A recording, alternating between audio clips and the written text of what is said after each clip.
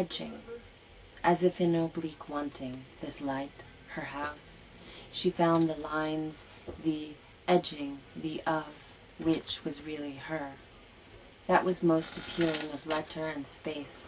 She knew, at the moment, as if in code or sequence, twin lines held together, veiled periphery of her.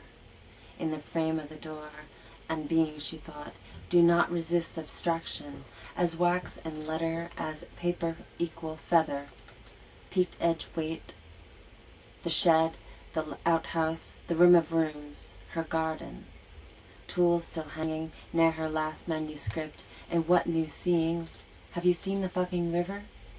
She asked, and 40 minutes later, from her house, as was and as is 40 minutes is the path, is the way to the river, the making of, the thought of, stones in her pockets in the end. So heavy a river subjective, as what is, as what it wills, perhaps the snows were heavy that year.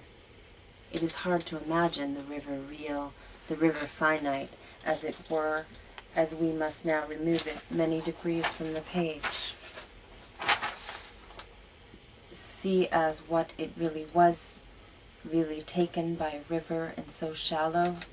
The waters, as to the lighthouse, should be, though to the lighthouse she never did go, as never could shore the house, her form even so, but perhaps her eventual being with river, eventually, through wooded, through path and weight, but not resurrection of the haunts, the actual, the still as it is. And yet she was then, was as another direction she surely could not afford as it ever were what is. This she must find. Light rested upon the table, and behind that table is a door, and at the door a keyhole, evidencing what small momenture. From the lighthouse, lapsed surely in.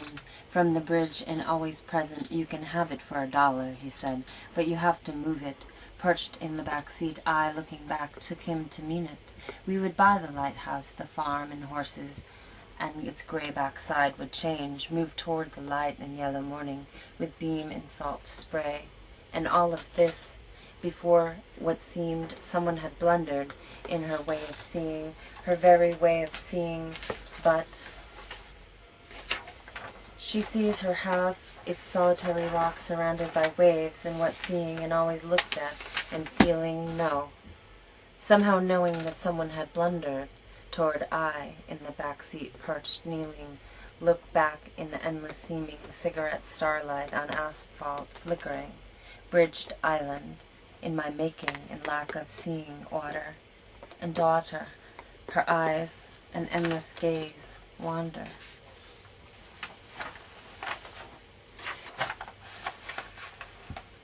Movement in the note of father. You can have it for $1, but you have to move it. Lighthouse, yes. And under stars, defined and bridged, hopeful, relevant, strange sentiment lined, and all the men which took to build it. The lighthouse, isolate, stands still, perhaps she knows what I mean, when I say you have to move it. Pause. Beams separate height from height, this here to there, separate grey from grey, blue from blue. Someone had blundered. This very moment cinders underneath lack sentiment.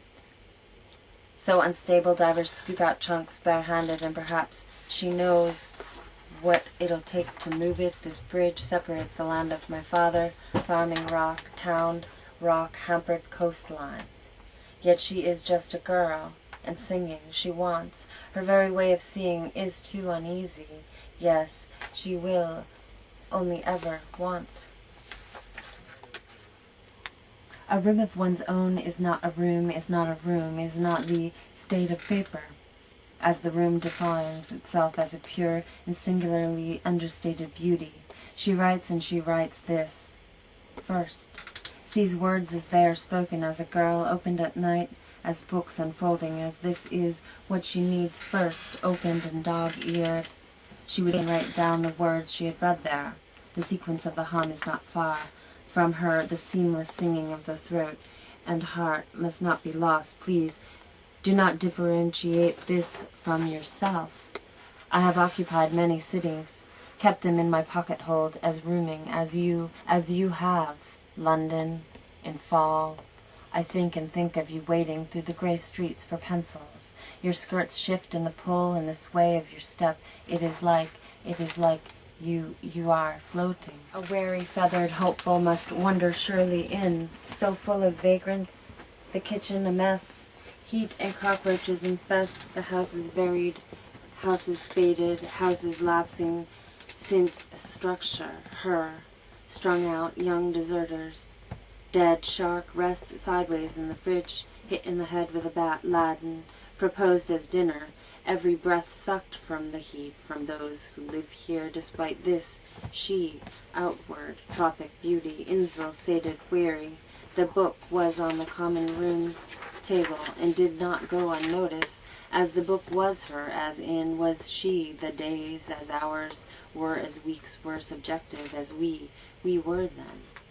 When she, sallow, she, thin, light-cropped hair hung limp, the book waved her, overlapsed and waved. What expression would flicker again? Surely her time in Boston, where her life she studied hopeful works, consumed what very present and so relevant workings, and all privately funded. Recognition passed her faltering eyelids briefly, and all for what? This hot place, this mute, tamped down darling, choked as if someone blundered, had truly blundered here. Yes, beautiful, of course, but forever poor underneath, thus stranded, inadequate, for, she, her here. What gross foundational lack or strange and wary this she, and her predilection to want and to want. Hugh. Wife and son now together, edged in the bearing of window, but by the meaning of Q he had perceived the very being of, and with meaning which most did not ever reach in the whole of England. It might not rain, and in so saying, a brightness emerged, peculiar with what hope could not conclude, and in so saying, as a bird might rest on the tongue, someone had blundered.